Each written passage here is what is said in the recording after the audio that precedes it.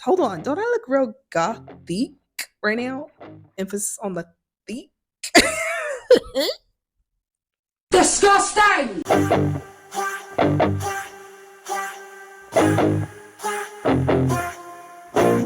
Howdy. Welcome back to another episode of the Fat Belly Podcast with your girl, your host, your resident shit talker, Otavia. I am an American currently living in Europe, the Netherlands specifically. Today's episode, we're going to talk about part 2 of my shit show of a move to the Netherlands. I have lived abroad for 6 years, and this is my third country in Europe that I've actually lived in. If you missed part 1, I would recommend watching that because I'm going to be referencing part 1 in this video. This is part 2 of my shit show move to the Netherlands, okay? Okay, let's just get into it. I'm going to continue where I left off in part 1. After that whole scam happened, I was nearly scammed out of $1,500, and I barely got it back by the edge of my baby hairs. You know, those little kitchens right there. I was shooketh. I was shook, shocked, and delivered. After nearly getting scammed out of $1,500, I was just shook. So I decided I was going to chill and adjust my plan to move. I also had just gotten another job, so I'm like, I'm going to chill for a little bit, chill for a few months until the summertime comes around, save as much money as possible, and kind of rethink my whole plan. So I did just that. I pushed back my move until prospectively June. I decided this time I'm not going to come with a dog because that was what was stopping me with a lot of the places. They were like, no pets, no pets, no pets. So I'm like, okay, I'm going to go there, find a place that's pet friendly, and then I can come back for the dog whenever I find an actual place. Also, since I really wanted to leave because the situation I was in America was just shit, I was like, okay, I'm gonna adjust my expectations with Airbnb, and I'm gonna rent a really overpriced place for 1 month.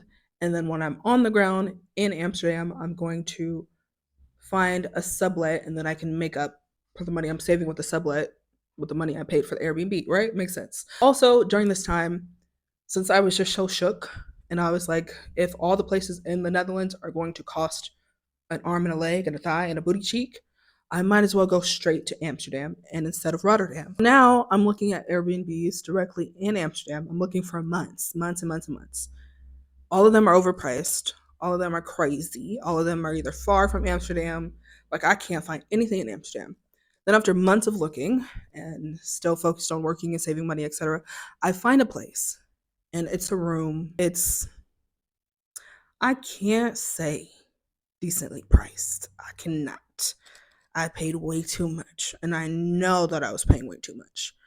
But it was cheaper than all the other places I saw that were way farther out, like in the middle of nowhere. And it had good reviews. It was in a nice area in Amsterdam. So I'm like, okay, I'm going to take this. I'm going to take it. I'm going to take the leap of faith. I'm going to book it. I booked the place. All looks good on the pictures, looks good, yada, yada, yada. I'm planning everything secretly because I'm a little sneaky deaky. I'm planning to leave. No one knows that I'm leaving. No one knows that I found a new place after my whole debacle. I'm just keeping quiet in case shit hits the fan again. So I'm like, I'm just gonna keep it low key until I actually get on the plane, and that's what I did. So basically, I'm at the airport and nobody knows I'm leaving. Because that's the kind of person I am. I just don't want to hear other people's opinions about what I'm doing. People always got shit to say, and since I've done this so many times of going back and forth between Europe and America, I already know what's gonna come. So I just don't want to hear it. I don't want no input. I'm already traumatized from what happened a few months ago. I don't want to hear it. I land in Amsterdam, okay? I go to the Airbnb I booked. And during this time, since I only booked for 1 month, I'm like, I'm gonna finesse my way into like maybe dog sitting for a month, which I do occasionally to travel inexpensively, or I'm going to find a sublet, like I said before. And I did just that. And master finesser. But we're talking about the Airbnb I stayed in because, girl, I get there. Initially, all is great. The room is a little bit small, but it's okay. It's like in a great area in Amsterdam that's really cool to explore. I'm excited. I have that honeymoon feeling of making the leap and finally moving after planning forever to move What felt like forever really wasn't that long. If we take it into perspective, all is cool and dandy. And then as time goes on, because mind you, I'm staying here for a month, okay? The first night I noticed that there were like some decorative throw pillows on the bed, and I noticed that there were some crumbs in it. And I am not the kind of person who want to sleep with crumbs in my face. Like I ain't trying to. I'm not a germaphobe, but also like ew. Okay, ew. So I take those throw pillows the first night. I take them and put them next to the window because the bed is like directly pushed against a window. I put them there. Don't even think about it anymore. This is Atavia editing from the future, and I forgot to mention that I only stayed in this Airbnb technically for 3 weeks because after I checked in the first night, I slept there for like 2 days, and then because I am the finesser that I am, I managed to find like a dog sitting thing in a really bougie ass apartment on the east of Amsterdam. It was beautiful, like it was a beautiful place. So after checking to my Airbnb, I go dog sit for a week. Okay, I'm over there living up bougie with a spoiled ass dog. Not gonna lie, it drove me crazy a little bit. But I stayed there for a week. So then I came back to this Airbnb a week later. So I didn't really peep what was really going down and what the place really looked like because I wasn't there. And also randomly, when I was leaving to go dog sit, I think the host heard me taking one of my suitcases out of the room. She like ran out of her part of the apartment in such a weird fucking way and just like watched me leave and didn't say anything. She was just giving me weird vibes from the start, but we gonna get into that. So the rest of the story happens when I return. And then as I'm staying there, throughout the days that I'm staying there, I'm noticing things more and more. Okay. I'm noticing some suspicious white stains on the picture above my head. That's above the bed. It's like a picture of Marilyn Monroe, but it has some weird sus white spots on it.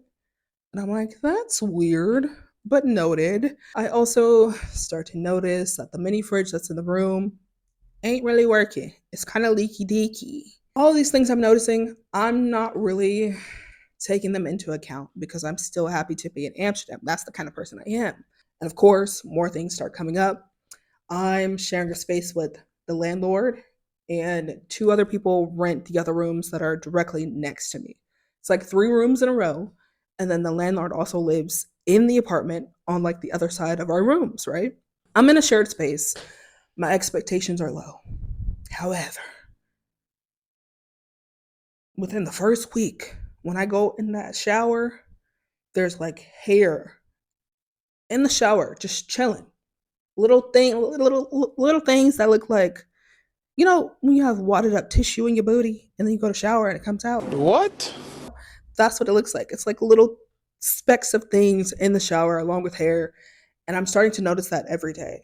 So I'm like, fuck that. I'm gonna get some shower shoes. Get shower shoes. Have to clean the shower every time I go in. Okay, noted. All this is in my noggin. Days pass. I'm noticing more things. I'm noticing the little dressers that are in the room don't really function as a dresser. Like I tried to open one drawer, the fucking what is it called? The front panel fell off. Ah, the ghetto! I opened the second drawer, the same thing. The front panel falls off. And I'm like, hold on. I'm not the kind of person who uses like the dressers, the closets in a Airbnb or hotel. Like I just keep my stuff where it is. So I wasn't really inspecting those things, but I was just like, looking around. And as I'm also looking around, I look under the bed and I look on the side of the bed. And when I tell you there was so much dirt and debris on the side of the bed and under the bed, the amount of dust was atrocious. And that's not the kind of dust you get maybe 1 month stay or a few weeks. It was the kind of dust buildup that has clearly not been cleaned for a long time, just chilling under the bed. I'm like, what the fuck? Mind you, I don't think that like I can report this stuff to Airbnb. I already had such a hard time finding this room. I'm not thinking I'm gonna report to Airbnb and then have to move out and go to a new place. That's not even That's not even something I'm thinking about. So I don't even consider that. There was one day, since I just got there, it was the summertime, everything was closed. Pretty much everyone was on vacation but me. So I would spend some days inside the room, just chilling, watching YouTube videos, whatever. While the people who were staying next to me, they would always be out. I would hear them in and out because, mind you, the walls are paper, rice paper thin. I can hear everything that's going on. Not to have another side note, I don't think I'm truly emphasizing when I say I could hear everything that was going on between sometimes 5, 6 people, including myself, sharing the toilet. Because during my stay, there were couples staying in the other rooms, and then there was me, and there was the host. And the host would always have hella fucking friends coming over all the time using one toilet. I could hear every dookie missile that would be landed in that fucking toilet, because the way that the apartment was orientated, the 3 guest rooms were on one side of the apartment, then there was a toilet in the middle, and then on the other side of the apartment was the host's area. So we were right next to the shared toilet, and I could hear every time somebody would go to the fucking toilet, every time somebody would go take a shower, every time somebody was walking in and out, and how many fucking guests she had over. The host herself always had people in and out of the fucking apartment. The guests, there was like 3 different couples that stayed in each room during the 3 weeks that I was there. So there's often times where I was just there alone with the host, okay? And when I tell you, there were times where the host would go to the bathroom, okay? And then I would go after her. And the things I saw on the toilet seat. There was a time I went in after her, the host of the Airbnb, and there was dookie on the seat. There was dookie on the toilet seat. I don't think you heard me. There was dookie on the toilet. There was dookie on the toilet seat that I was supposed to be sharing. Mind you, by then I had already clocked what was going on, but like the first few days. So every time I would use the toilet, I would be cleaning it off anyway. But during my routine cleaning, I noticed dookie on the toilet seat, and I'm like, this is crazy. There's no way you done left a trail behind. And by then, I am just utterly disgusted because I had also gone to the bathroom after one of the people staying in the apartment, and there was like bloody tissue specks in the toilet room. So by that time, I was just checked out. I'm just like, I only have a few more weeks left. I'm just gonna push through. This Airbnb sucks. I'm already prepping my review that I'm gonna write for this shitty ass place. Yada yada. In my head, I just want to make it through. Okay, I'm in the city. I have good access to stuff. I'm gonna take this with a grain of salt. Chalk it up as an L. But at least I'm here, right? Being the optimistic person I am. The kitchen is also shared. The advertised kitchen that was shared. It was literally a laundry room that was stinky half the time and had a little tiny kitchenette in it. So most of the time, I didn't even want to cook food because I'm like, this is dumb. What are we doing here? You really charge me this much for this shitty ass place? And I gave a lot of passes. I did. But it was the shit on the toilet seat. I just was like, I can't do it no more. So comes time I'm about to check out, okay? I'm cleaning the room, making sure it's spotless, because that's the kind of person I am. I want to make sure my room is spotless. My intuition, okay, was strong the day that I was checking out. It was super strong. Something in me said, take video proof of how you left the state of the apartment.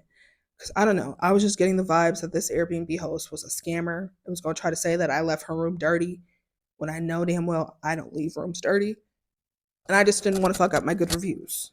So I'm like, I'm going to take video proof to show that I left this room in a clean state. It looks good. Whatever was here was already here. That was not me. Okay, I did that.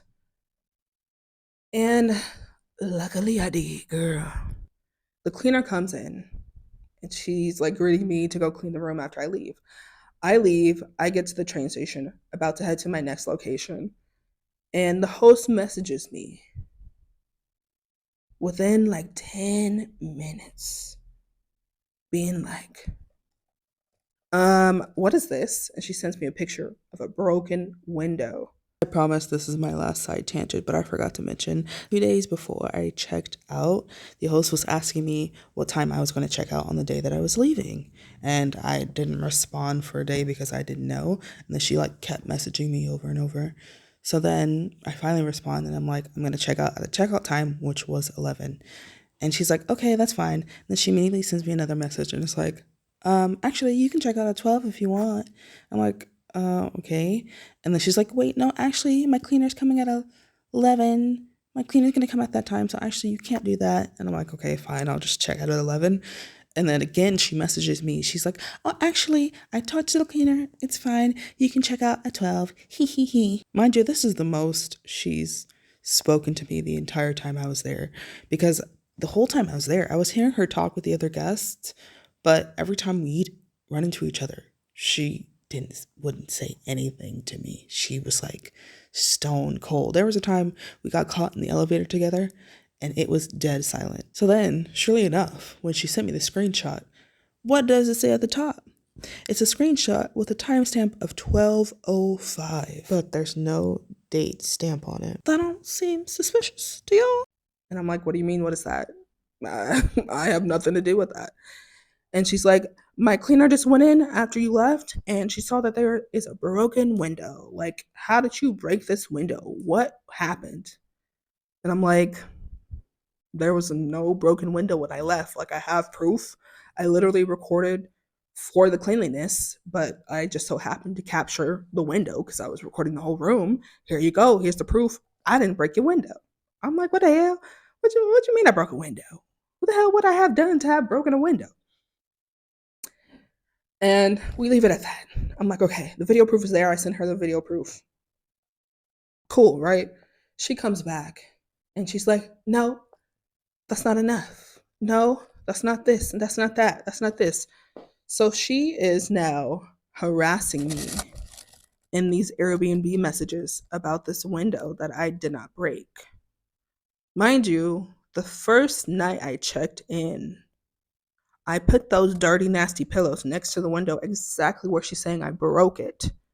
The window wasn't that big. It was one window. One. And I put the pillows there. And there's no possible thing that I could have done to break a window. How do you break a window? Especially when there's pillows against the window. So she is just harassing me nonstop. And I decide I'm going to write this Airbnb review because I was contemplating if I was going to leave it or not and just chuck it up as an L. But after she started harassing me, I'm like, no, this is not okay. I write this long review. I list every single thing that I noticed during my stay. I list every single thing. And I did it the night before the last day that you can leave a review. And she went off. She was like, why are you lying about my place? Like, none of this happened. You're such a liar. How could you do this? I'm so disappointed in you. Okay. Whatever that means. I didn't respond to her messages, but she's sending me like paragraphs and paragraphs of every day. I'm waking up to a new message saying, I'm disappointed in you. You're a liar. You're this, you're that. And I reach out to Airbnb. I'm like, this woman is harassing me because I left a bad review of her place. She's saying I broke her window, which I did not break her window, and all this shit. And then I hear nothing back. But then a month later, Airbnb comes back to me and is like, oh, the host sent a complaint that you broke her window, and here's the resolution, and she's going to charge you this much money. She's going to do this. This is how much you have to pay for the replacement of the window. And I'm like, what you mean by that? Why would I pay for something I didn't do?